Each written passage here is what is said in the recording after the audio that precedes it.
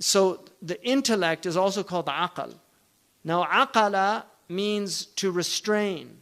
So the intellect is the thing that restrains you from going astray. It prevents you. So afala ta'qilun, don't you use your intellect. Ya'qilu al-ba'ir means to hobble the camel. And the iqal, what the desert Arabs wear on their head, you know, in Saudi Arabia, they have that thing on their head. That comes from their Bedouin past. It's called the iqal. The iqal it's a mushtaq of aqal, because it does to the camel what the intellect does to the human. The iqal is there to make sure that the camel doesn't go astray. The aql is there to make sure that you don't go astray. So humans go astray when they stop using their intellect, or when they use it improperly. And we'll get into that, just about what's called real goods and apparent goods.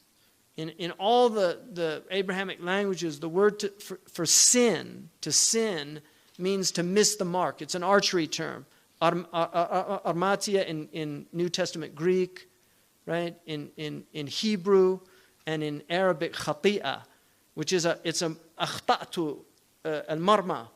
Khati'ah is an archery term, to miss the mark. And the idea that sin is missing the target of good, because you thought you were getting a good. When people sin, they're trying to get something that they think is going to be good for them, or they wouldn't do it. That's why we're all rational.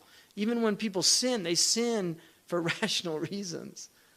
I mean, if somebody kills somebody, unless they're mad, they have a reason for doing it. I mean, even Dahmer, you know, this guy, for people who are fortunate not to know who he was.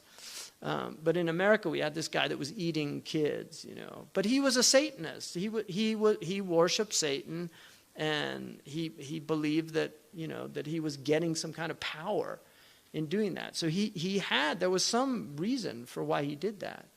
But people go astray, and they can go really astray. But they always think that what they're doing is the right thing. So they miss the mark. That's why sinning is missing the mark. And that's what the intellect and revelation enable you to see the mark. And to aim for what's right action, to do the right thing in any given situation. And sometimes it's ijtihad, what's the right thing.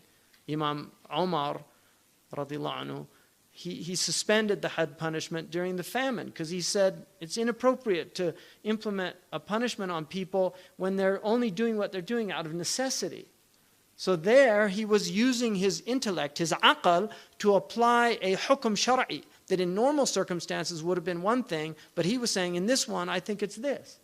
So he was using his intellect, and he's called Faruq, the one who distinguishes between right and wrong.